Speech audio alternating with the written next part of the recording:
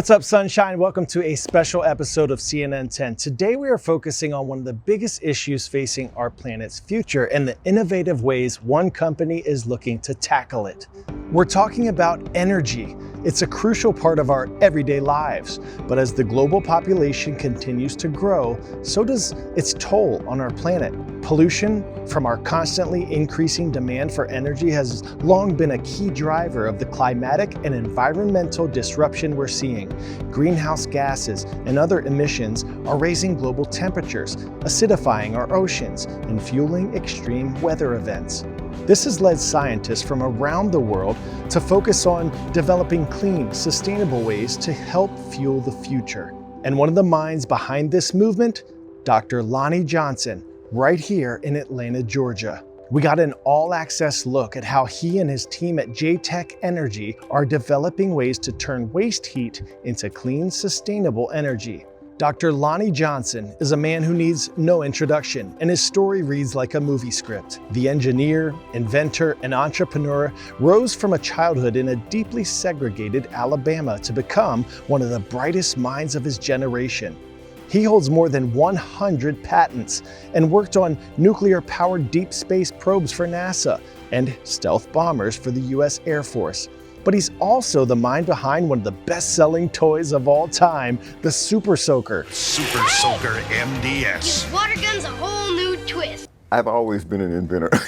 I think we're all inventors. The human beings, creativity, problem solving, it's what we're built to do. These days, he's turned his focus to our planet's energy crisis and the JTEC, which stands for Johnson Thermoelectrochemical Converter. It creates energy using an incredibly unique technique that he hopes will help solve one of humanity's biggest issues. A lot of the conflicts that you see in the world are centered on energy, oil. So if we could reduce our dependence on oil, we'd not only improve the environment, but we'd also have one less thing to fight about. So I think energy is very important. But he's not doing it alone. He's got a whole team of bright minds helping make this a reality, and they're still pinching themselves that they've come this far. Lonnie is an extraordinary scientist, engineer, inventor. He puts on his lab coat and he wants to be in the lab. He's running experiments, he's trying to figure out the next big thing. I mean, Lonnie's a certifiable genius. His mind just works on a different plane. The idea of taking waste heat, geothermal heat, all this heat that comes out of your car exhaust, comes out of your chimney of the factory, if we could capture that and convert that directly into electricity at high efficiency, it truly could be a big solution to the world's energy needs. Okay, you may be wondering how exactly this process works. That's where Julian Bell comes in. He's the VP of Engineering at JTEC, and he gave us an up-close look at the process in real time. What the JTEC device does at its simplest level is it takes waste heat, basically the heat that's produced by industrial processes, and converts it into electricity at much higher efficiencies than competing technologies, at potentially much lower temperatures than competing technologies. You put waste heat in one side, electrical power comes out the other side. Do you want to see how we actually do that? Yes, absolutely. All right, let's go on around. So like I said, we're feeding waste heat into the JTEC through this line here. The waste heat can be sent to one of the 1, 2, 3, 4 reactors that we have on this particular device.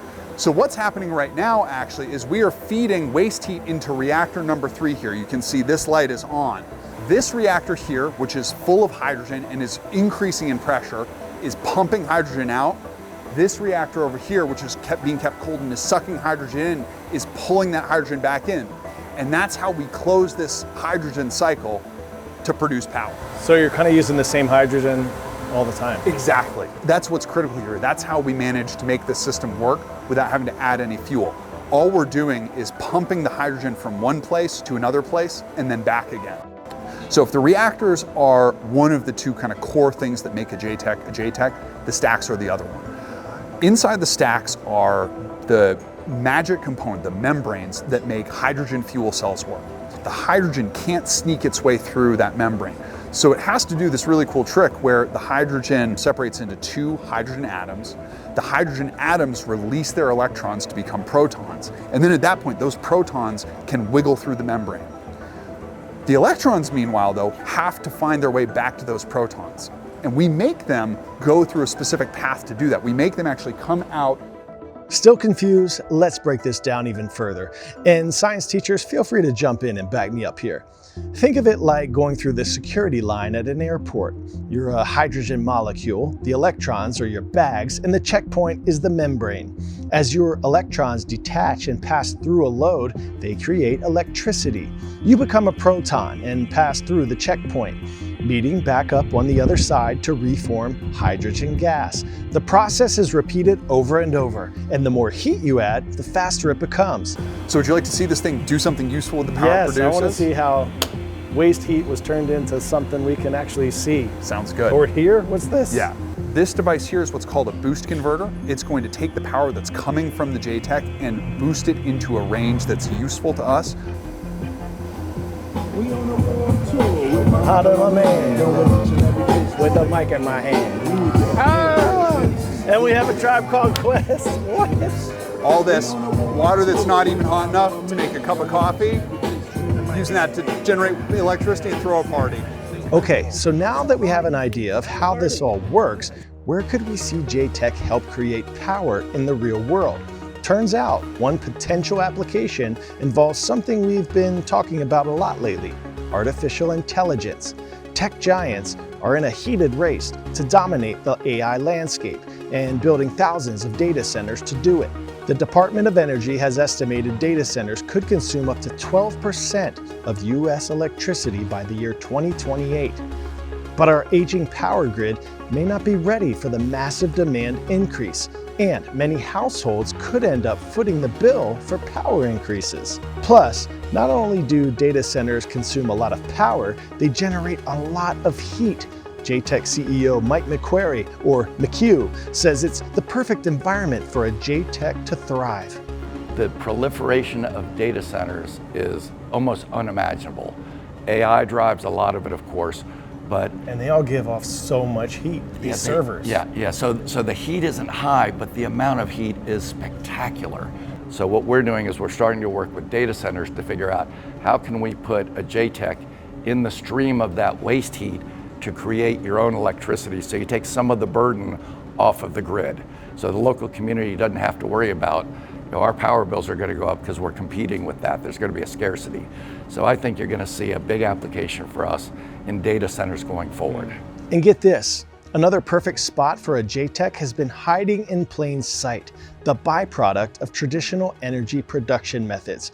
The company says spent oil and gas wells, which are left behind once drilling operations end, present a perfect environment for a JTEC to thrive. All the oil's out, all the natural gas is out, but what's left is a hole that goes down a mile into the ground. At the bottom of that hole, geothermal heat. Constant geothermal heat. If you could extract that heat with a JTEC, convert that to electricity, I mean, that's a game changer. Okay, so we've learned what a JTEC is, how the science behind it works, and where it could help our energy demand. But another key part of this mission is the who. We met some positively inspiring people during our time in the lab. Scientists, engineers, inventors, and staff members from all different walks of life coming together for a common goal. We asked them what advice they have for the next generation of bright minds who will tackle this crisis and how to not lose sight of the big picture. What's your advice to everyone out there who someday wants to be a CEO or an entrepreneur, something that you learned along the way that you know made you who you are today? Yeah, I think a couple things. One is work at something that excites you. If you're not excited about it, it's hard to put your whole self into it. And then when you're at work, realize that it's important. What you're doing is important. And when you're there, learn from the people around you. I surround myself with really smart people. You can't be intimidated by people smarter than you. You need those people. It's exciting coming to work with those people because you're learning stuff every day. I love that your team, all different walks of life, all individuals who bring their own strengths. They don't have to be able to do it all. They don't have to know it all. They rely on each other and they work towards a common goal, something that they're passionate about, and solving a really big problem, like finding better, smarter uses of energy, creation of energy that humanity is gonna benefit from. Yep. That's incredible stuff.